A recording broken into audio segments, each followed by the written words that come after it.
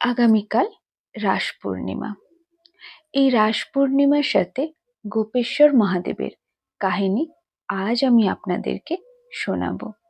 তার আগে এই কাহিনীটা শোনার জন্য আপনাকে আমার চ্যানেলটা অবশ্যই সাবস্ক্রাইব করতে হবে, আর ভিডিওতে লাইক করবেন, কমেন্টসে হর হর মহাদেব লিখবেন।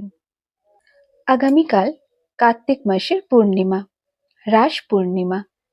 এই দিনটিতেই বৃন্দাবনে অনুষ্ঠিত হয়েছিল ভগবান শ্রীকৃষ্ণের দিব্য রাসলীলা, যেখানে কৃষ্ণ একসঙ্গে অসংখ্য রূপে প্রকাশিত হয়ে প্রতিটি গোপীর সঙ্গে নৃত্য করেছিলেন। এই রাতেই বৃন্দাবন আলোকিত হয়ে উঠেছিল অনন্ত প্রেম ও ভক্তির আলোয়। কৃষ্ণ যখন বাঁশি বাজালেন, তখন সমস্ত গোপীরা সংসার ত্যাগ করে ছুটে এলেন বৃন্দাবনে। তাদের হৃদয়ে ছিল কেবল একটিই বাসনা, শ্রীকৃষ্ণ দর্শন।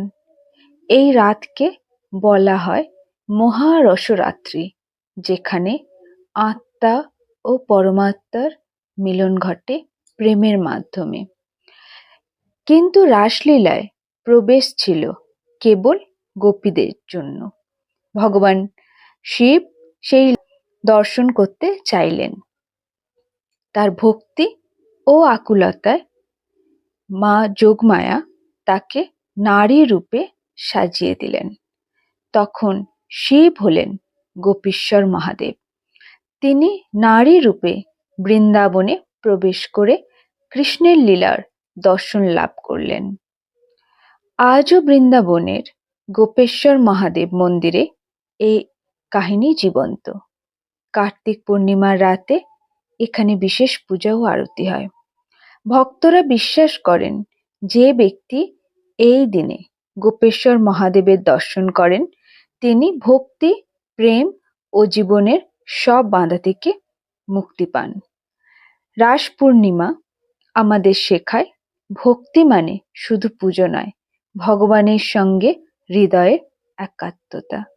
আর গোপেশ্বর মহাদেবের কাহিনী বলে সত্য ভক্তি কখনো ব্যর্থ হয় না, সে রূপান্তরিত হয় ঈশ্বরীয় আশীর্বাদে। শ্রীকৃষ্ণ ও গোপেশ্বর মহাদেবের চরণে প্রণাম। এই রাস পূর্ণিমা আপনার জীবনে আনুক প্রেম, শান্তি ও ভক্তির আলো। হরে কৃষ্ণ, হরে রাম।